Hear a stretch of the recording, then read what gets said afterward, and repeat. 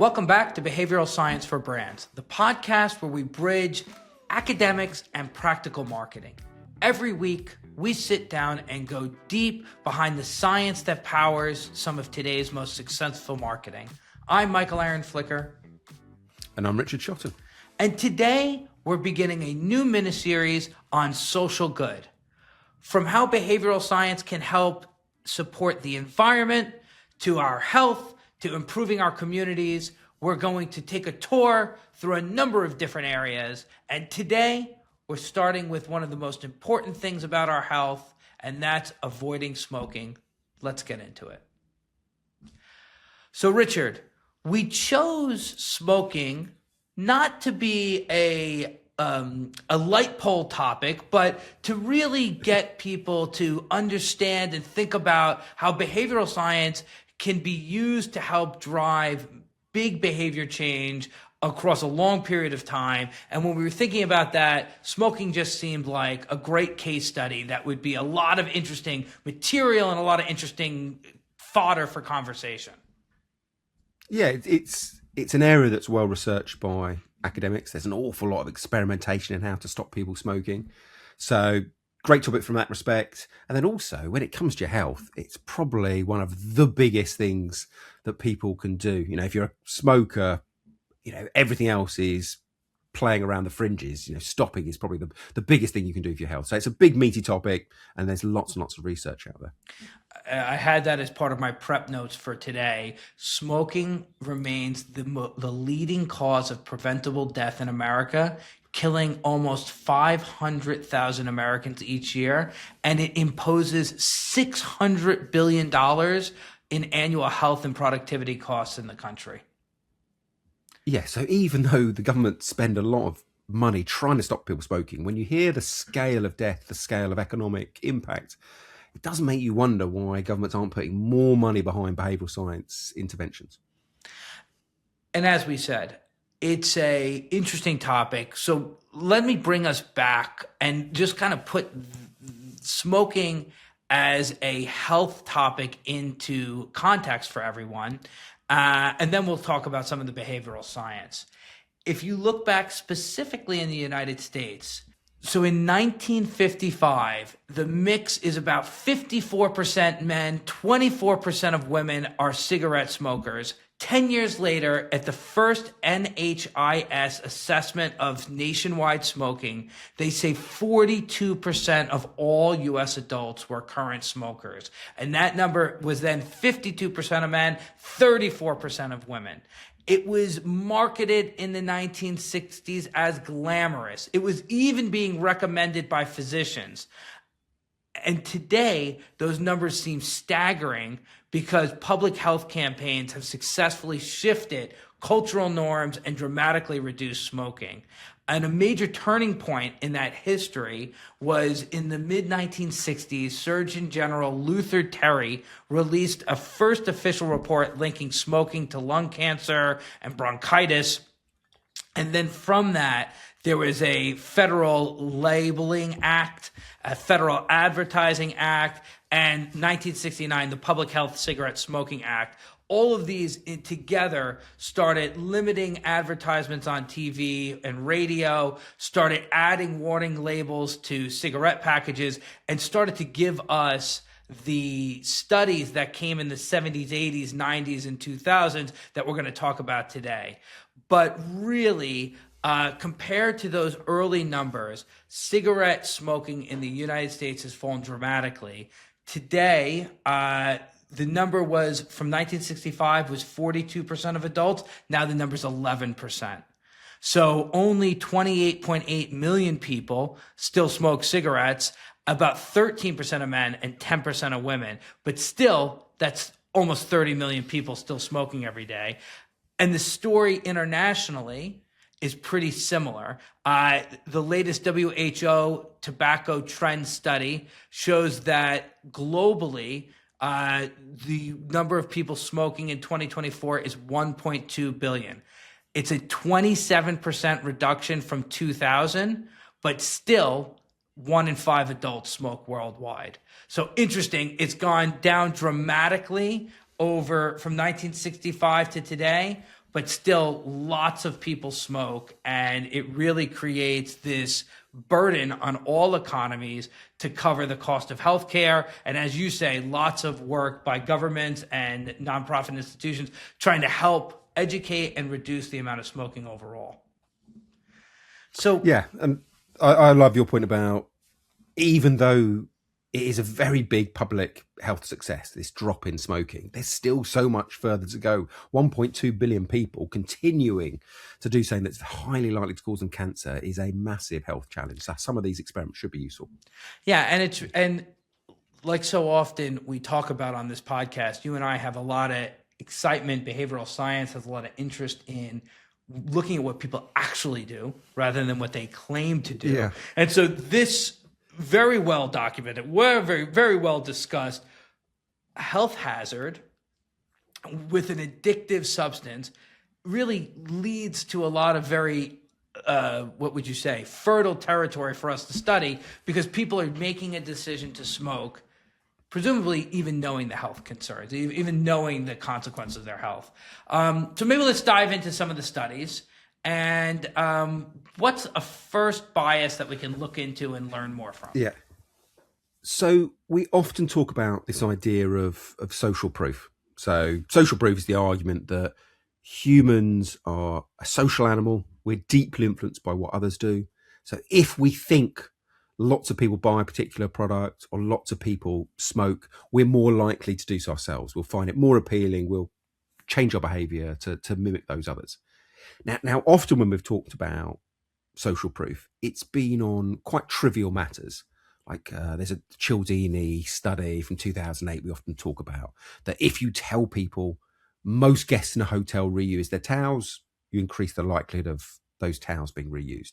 We've talked about a Fang study where he looked at the choice of dishes on a Chinese restaurant menu. And if you said most popular dish, that dish became even more popular. Better than even saying things like chef's recommendation. But people might think, well, okay, social proof influences consumers and citizens on trivial decisions, but surely a matter of life and death like smoking, surely that is going to be harder to influence.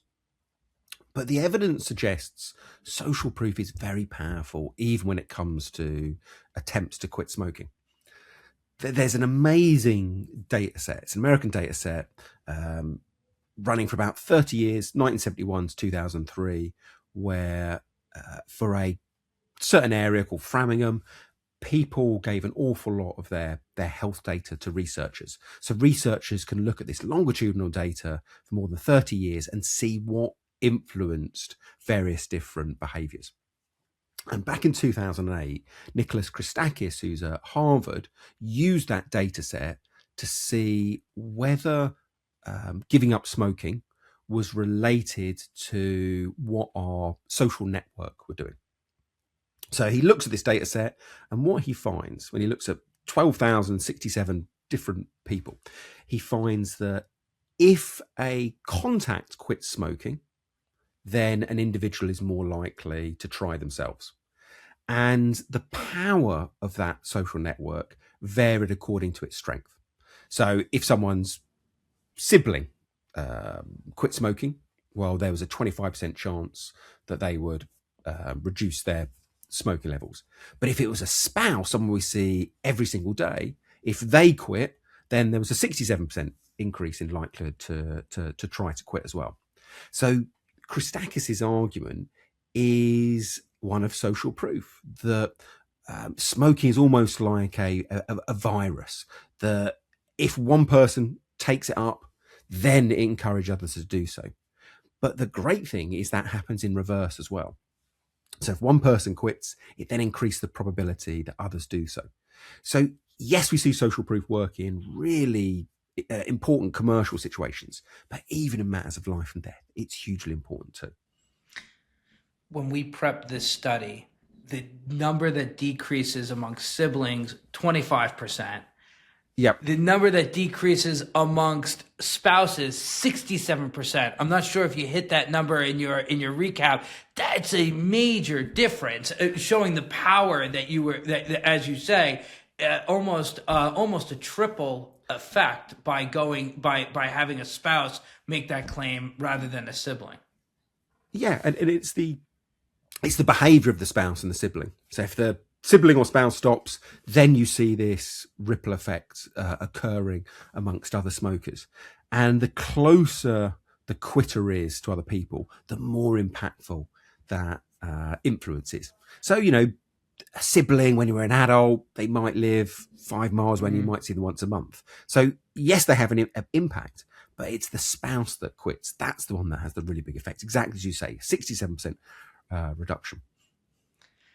It makes you think about what that impact could be on marketing. So if you know that the tighter the social circle is, the more effect it has, the tighter the bond, the more of effect it has, then targeting the social circles of those trying to quit could probably create a bigger impact since they'll be more receptive to that messaging. Yeah, absolutely. So I think if you are a government and you know someone is quitting, they've signed up to one of your programs, this is an amazing opportunity to try and uncover, maybe through social media, through LinkedIn, other people in their network and target them accordingly. The other way I think you could look at it is if you are a government and you have a fixed budget. Let's say in Britain you've got £10 million to spend on encouraging people to stop smoking. What might feel logical is to just spread that across the country evenly. You're Get the low hanging geographically fruit, wide. let's say. Just get wide focus, get the low hanging fruit. Yeah. But this idea from Christakis, this use of social proof, I think what this suggests is focusing tightly on particular geographical areas. So you make a really big push in, say, Liverpool or Birmingham or Glasgow to get people to quit smoking. And then what you hope is that once you start getting a few successes, then they start building on each other. Then you get this ripple effect. Then you can get, a chain reaction, as it were. So it leads you down this concentrate and dominate approach in terms of geographic messaging. To go on one side tangent here, we're talking about how this concentrate and dominate approach can really help stop smoking. Do you think that this has implications for brand marketers? So many of our listeners are listening with an interest of behavioral science and how they can apply them to their brands. And we're talking today in this mini series about how behavioral science can help with health. But do you think that this insight applies to brand marketing as well? I know that's a little bit of a tangent. I certainly think so, and it's probably worth drawing an analogy again with smoking, which is smoking is a addiction. It's a phenomenally hard behavior to change. So something like concentrate and dominate, I think, is really dialing up the power of social proof to its absolute maximum. So going back to the brand world, if you have a behavior that is particularly hard to change, maybe you, for some reason, need to win over rejectors, people who've previously disliked your brand, dismissed it, then I think smoking could be a really nice analogy. Then that might be the time to use this concentrate and dominate approach. Makes great sense. And just for everybody listening, we made the first point about the idea of the closer the social bond is, the more, and if you can get a spouse to quit smoking, that's going to have the biggest effect. And now we're using this term concentrate and dominate. Can you just break down for us, how are those similar and how are those connected? Yeah, so there's two bits here. As you say, there's firstly this argument that the closer the bonds, the more powerful social proof.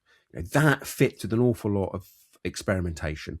We are most influenced by people like ourselves. So if I know a Brit has changed their behaviour, that's slightly influential. If I know a Londoner, which is where I live, has changed their behaviour, it's more influential. If I know my neighbour has changed behaviour, it's even more influential. If I know my wife has changed behaviour, it's even more so. So social proof isn't a one-size-fits-all approach. The closer we are to someone, the more their behaviour influences us. So that's kind of one point. The second point about concentrate and dominate is if we accept that. What we really want to do if we're going to change a very deep-rooted behavior is have them, the smoker say, or the person whose behavior you want to change, we want to have multiple people in the network changing at the same time.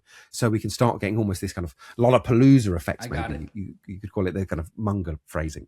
So if you dominate one city at a time, maybe with your messaging, I think that's the way that you almost get a head of steam up behind your behavior change programming. Rather than isolated attempts that fizzle out, you get a self-reinforcing element of change. That's really clarifying, and I think one idea is to use that geographically, as you described, concentrate and dominate. Another way is to use social media to reinforce it amongst very narrow demographic, psychographic targets, so that it feels like it's everywhere amongst social groups, even if they're geographically dispersed. But the idea is to get that Lollapalooza effect, as you say, that idea that it feels like it's everywhere around you. So you could do it geographically with more traditional media, or you could do it through social networks, closed walled, using that type of targeting. Seems like another way you could go about it. Absolutely. Both of those, I think, would work really well. Yeah, absolutely.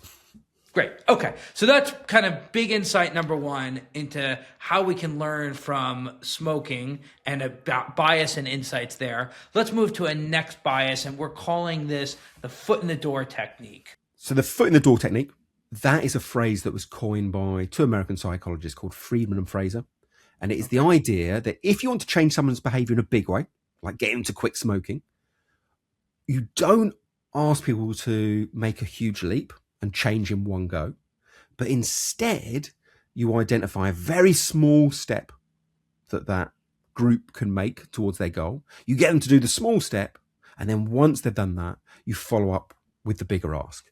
And that two-step process, tiny step to begin with, then larger request, that tends to be more effective. So the classic study came in 1966. Friedman and Fraser go round a Californian neighborhood, and half the participants, half the people they knock on the door, they give them a 5-minute talk about road safety. And then at the end, they ask the homeowners to put up a big ugly sign saying drive carefully. They ask them to put that up in their front yard. Now, not many people want to do that. It's a very ugly sign. It's a big imposition. Only 17% of the homeowners agree to put up the sign. That's the first half of the experiment. The second group, Friedman and Fraser, begin by doing the same thing. Knock on the door, 5-minute talk about road safety. But then at the end of that spiel, the request changes. Now Friedman and Fraser ask people to put up a tiny little sticker, 3 or 4 inches long, 2 inches high, a little sticker to go up in the window saying drive carefully. It's such an important subject, such a trivial ask, virtually everyone agrees. The psychologists leave, they wait 2 weeks, and then they go back, they knock on the door, and to anyone that's put up a sticker, they ask them to put up the big sign. And most people do. You get 76% of that second group putting up the big ugly sign. So 17% in the first group, where they jumped straight to the large request.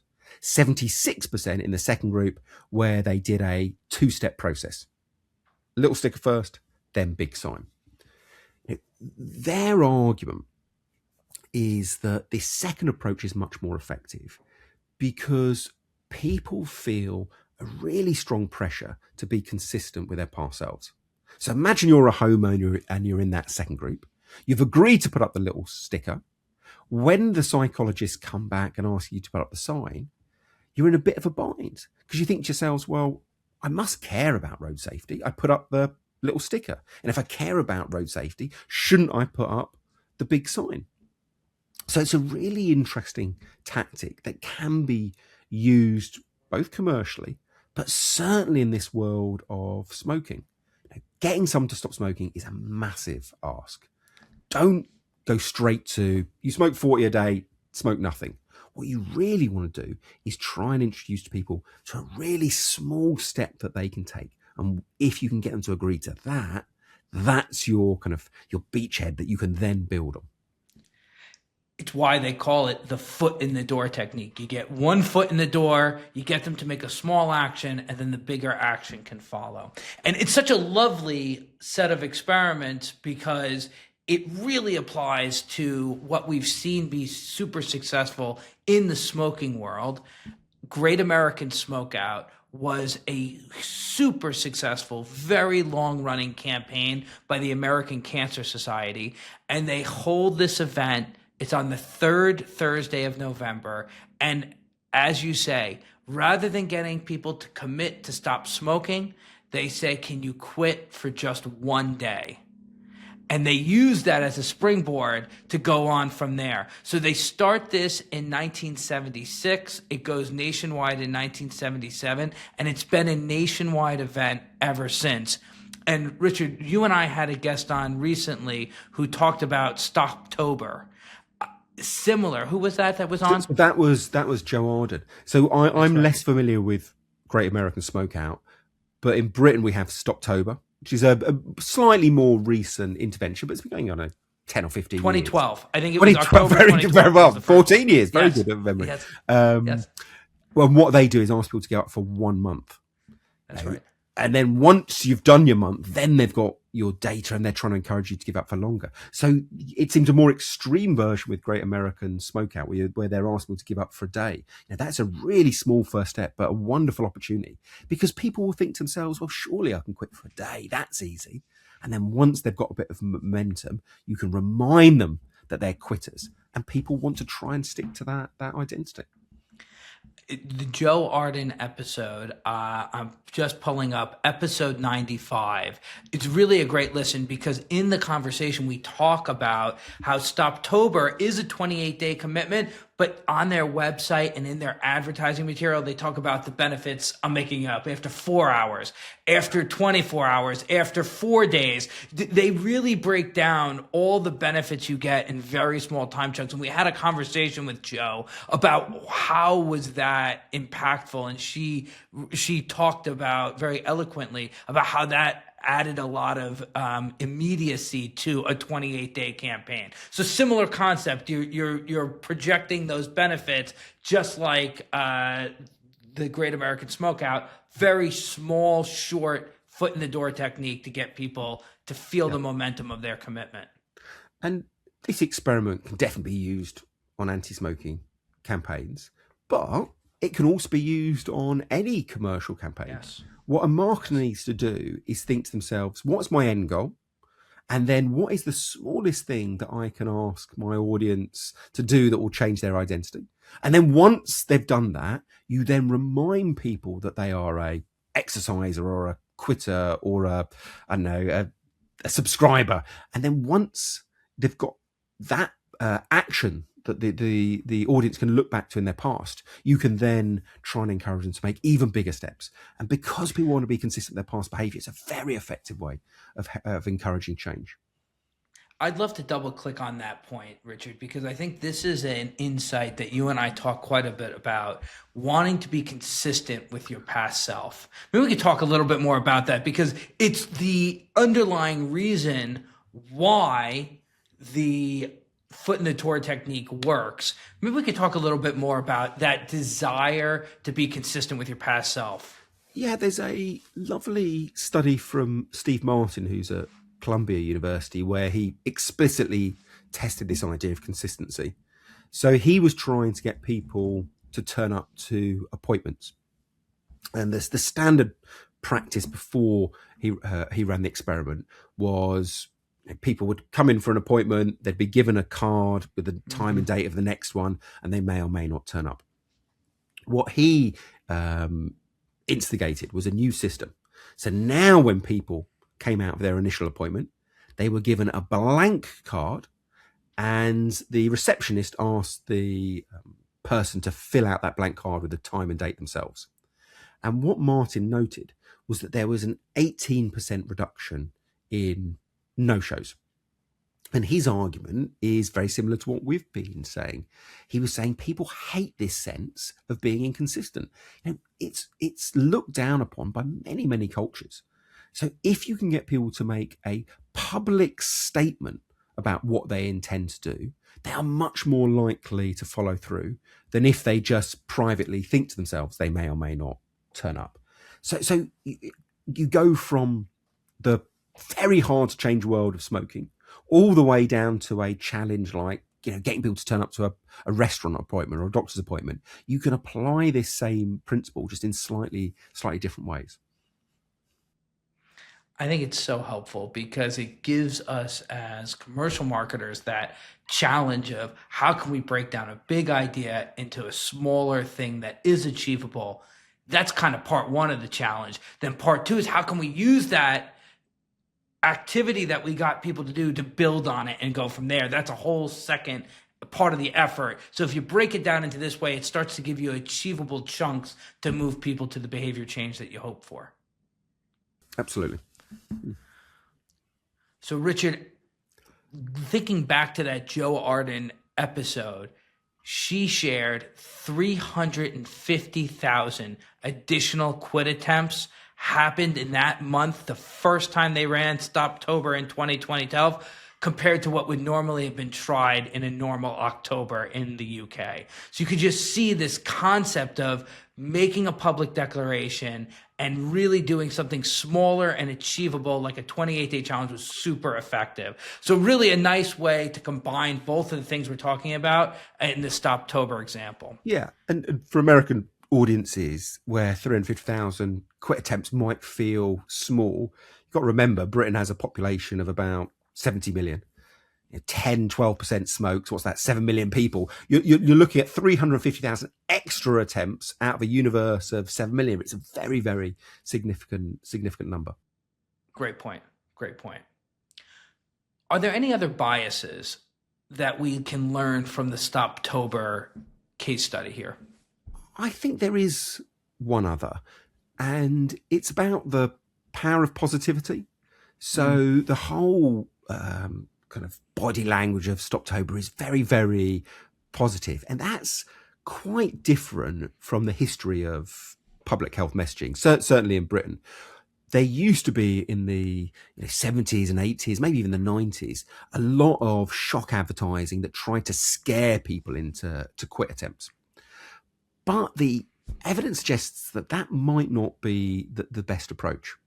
There's an idea that was first experimented on by George Lowenstein, who's at Carnegie Mellon, called the ostrich effect. So his original argument was, if you make people feel bad about a particular matter, you scare them or you make them feel ashamed, what tends to happen is people begin to ignore the messaging. He calls it the ostrich effect. They metaphorically stick their heads in the sand. Now, his original study, which we have talked about before, was done in the world of finance.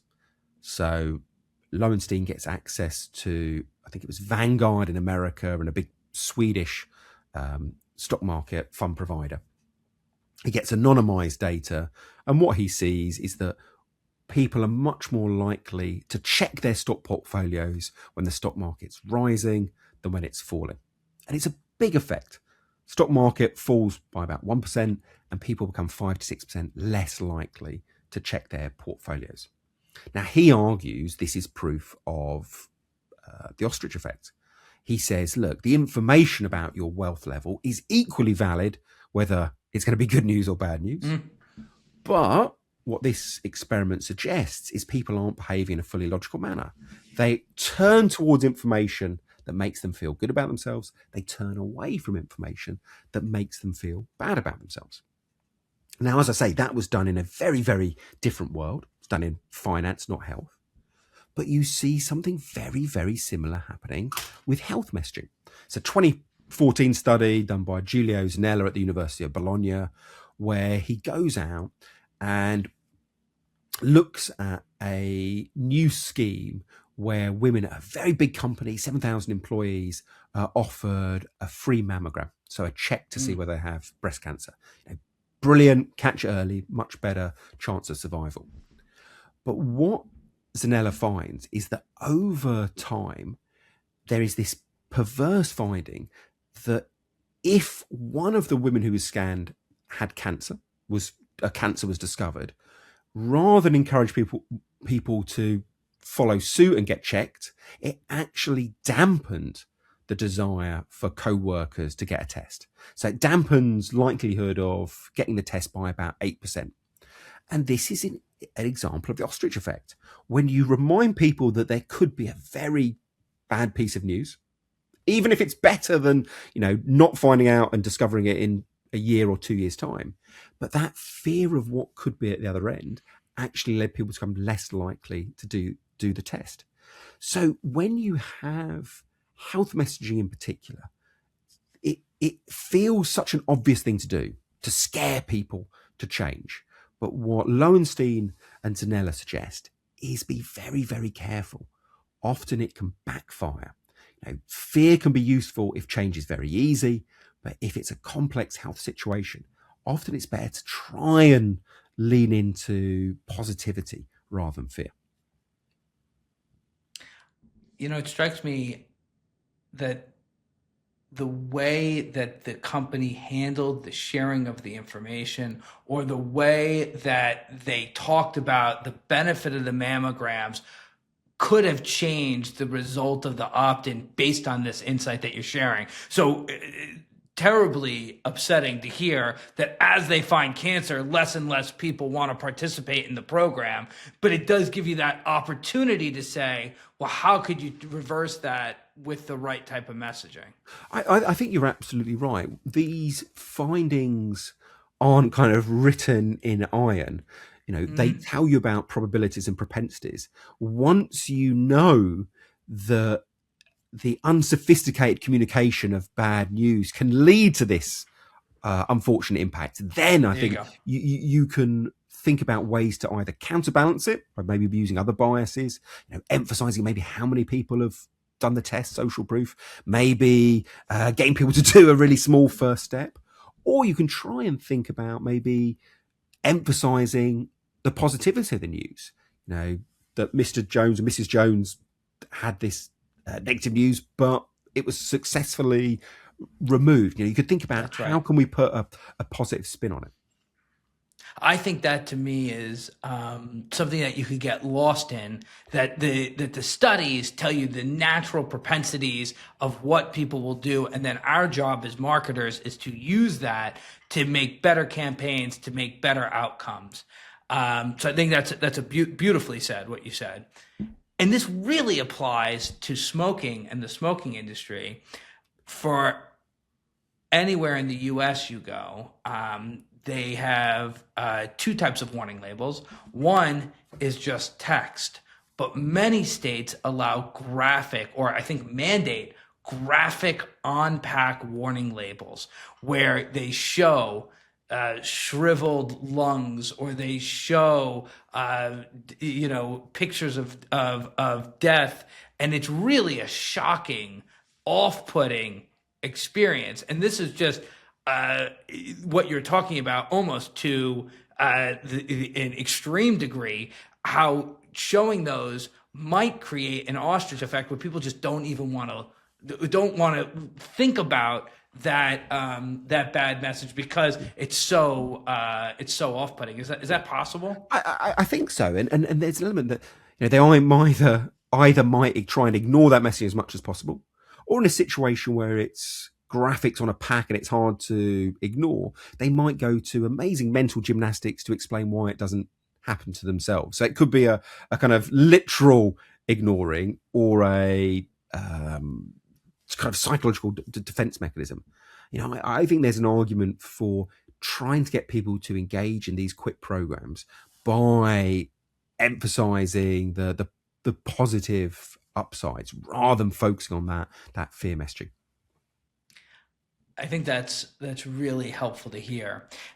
And so often we think about what is the effect directly on the subject that we're marketing to. So we're thinking about how will that be received by the smoker, and what does that cause them to do?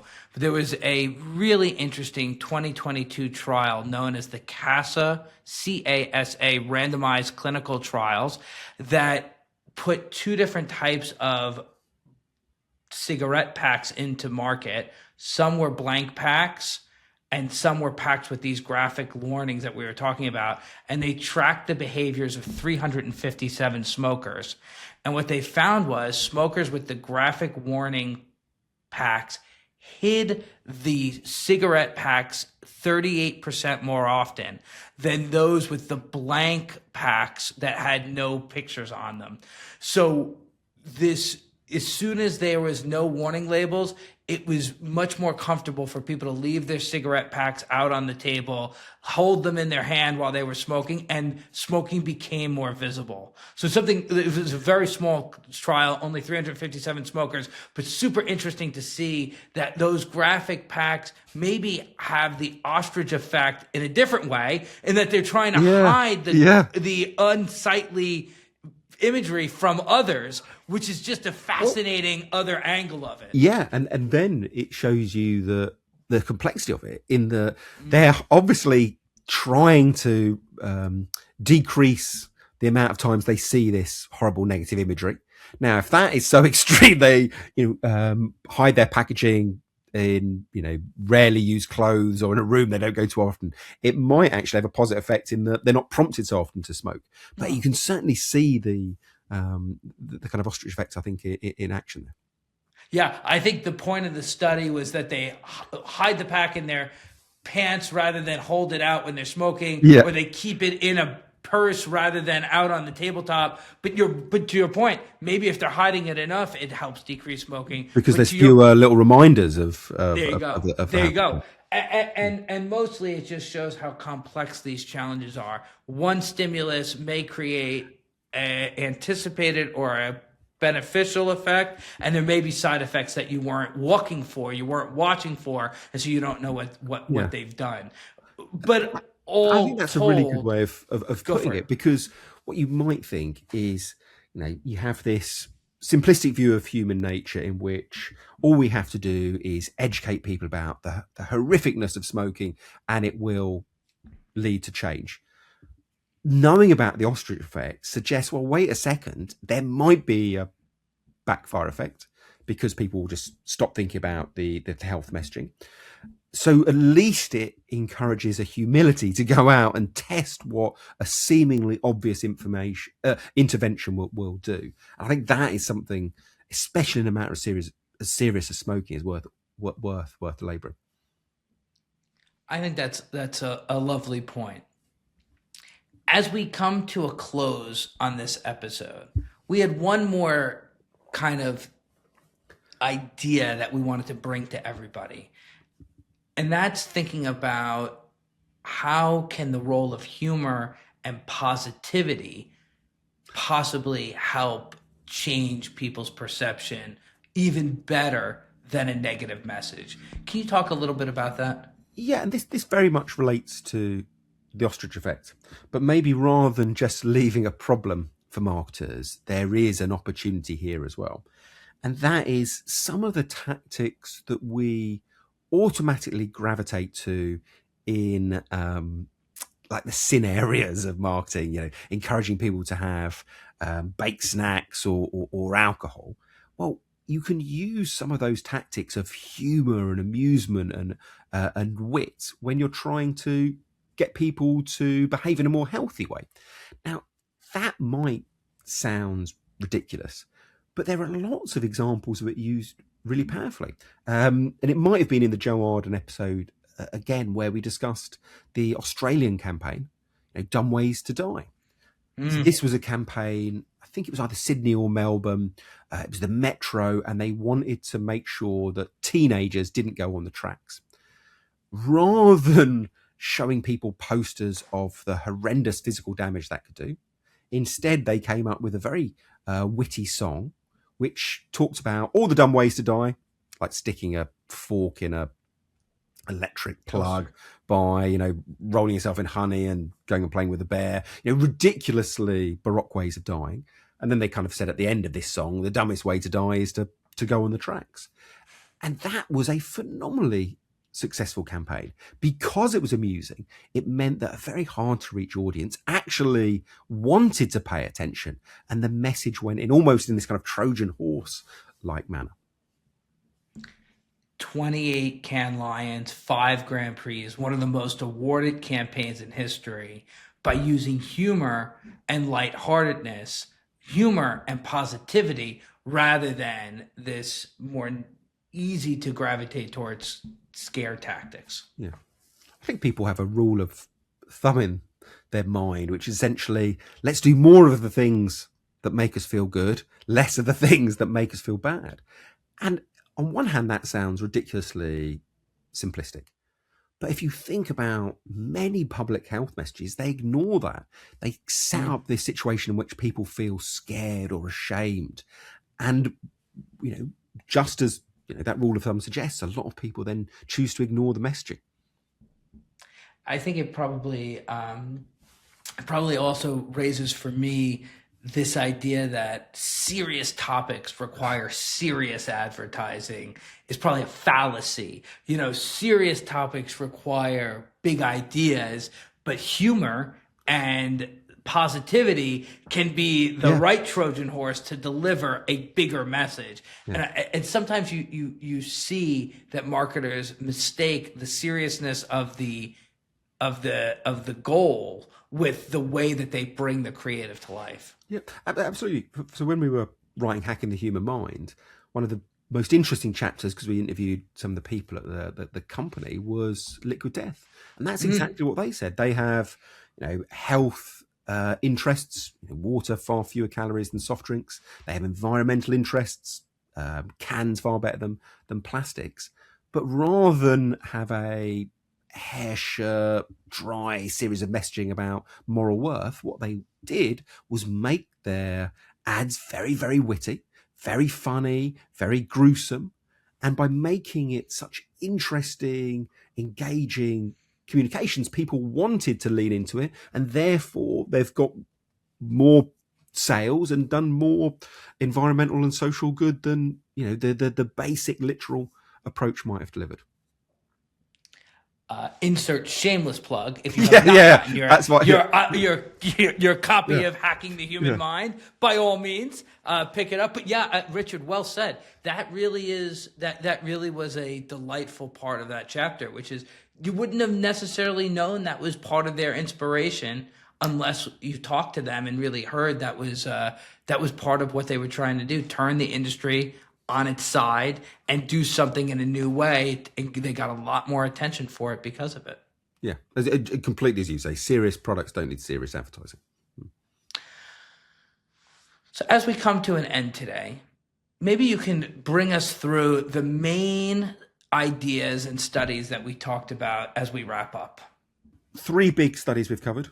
The first was social proof, one of the most powerful, important biases in the whole canon of behavioral science. This is essentially the idea that we as humans are a herd species. We're deeply influenced by other people. If you can make a behavior look like it's commonplace, it'll become more appealing and people are more likely to do it. We've talked many times on the podcast about how commercial brands can use that. But what was so interesting about the Christakis study we opened with was that same principle of social proof can be applied in the life and death matter of quitting smoking. So that was the first big theme. The second theme was when you are trying to change behavior in a big way, remember the foot in the door technique. The most effective way to change big behaviors is not to do it in one giant leap, but instead identify what is the smallest ask you can make of an audience, make that request, and then once people have changed their behavior, then follow up with your larger ask. And because of this desire for people to be consistent with their past selves, they are much more likely to follow through. And then the final area that we discussed at length, that's this idea of the ostrich effect. Even if you have a very serious subject about life and death and cancer and quitting smoking, it doesn't mean your message has to be equally serious. If you scare people, if you make them feel ashamed, there is a real risk, not a definitive guarantee, but a real risk that they stick their heads in the sand and they ignore your messaging. So even with the most serious topics, think about how you can inject enjoyment and levity and positivity. Thank you, Richard, for those summaries. It's really helpful to think back through the whole episode and summarize it in that way. So as we come to a close, a wrap-up question for Yeah. you. What's one thing that has helped you quit a bad habit? We've talked about these very serious things. Have you used one of these techniques, or did you do something else to quit a habit you wish you could change? So, my probably worst habit is I have a real predilection for crisps. So for chips, as you'd say, to the extent that I've just had my 50th birthday, and one of my best friends knows how much I love crisps, and she bought me a giant box of 50 different crisps types from all around the world, weird flavors, amazing variety. You know, she knew that would be my very well appreciated. So I have this big love of crisps. I'm always trying to cut back. And the thing I have found that the best way of doing that is, even though I live opposite a shop in South London, if I don't have crisps in the house, the fact that it takes about 30 seconds of effort when I've got that pang and that hunger and that desire, half the time it will stop me bothering to eat. So adding in a little bit of friction, that for me has been one of the best ways to curb my crisp eating habit. What about you? Have you had any success in changing for good? Well, I as you were forming the question, I was thinking to myself, I've had less success than I would like in life. I'm not sure my crisp habit has been completely destroyed. So yeah, I don't want to. I'm danger of overclaim here, but yeah, no, not at all. But when I've had success changing a really hard to beat habit, I've reframed it as a different thing in my mind. So I had this vision that that for me, being really great at work meant doing more hours than anyone else, than my clients, than my coworkers. If I put more hours in, then I was going to be the best. And the human truth that I think all have experienced is more hours does not lead to better work. It only leads to more hours. Yeah. I had to reframe that the smartest people find the way to do the best work in the least amount of time. How could I change the challenge to be, how could I be more efficient with my time? How could I be more smart with using other team members to partner with me? How could I change the way I approached my work so that it was about doing less better rather than doing more than everybody else? And once I saw it differently, once I reframed it, it really changed the way I approached work. And I've used that in my personal life, and that's really been very helpful. Yeah. I mean, reframing is a brilliant one. Maybe if we continue the mini series, we could do one on healthy eating, because there's an awful lot of work about reframing and how that can be used to encourage maybe healthier eating choices. I like that. Let's make that a plan. Yeah. Okay. Until next time, if you found this podcast interesting, engaging, please share it with others that you think would like to hear it. And leaving a comment, clicking follow, giving a like really helps us reach more people. So we'd ask that you do that as well.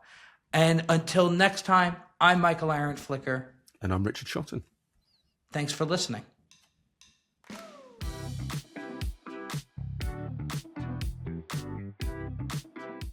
Behavioral Science for Brands is brought to you by Method One. Recognized as one of the fastest growing companies in America for the third year in a row, featured on Inc.'s 5,000 list.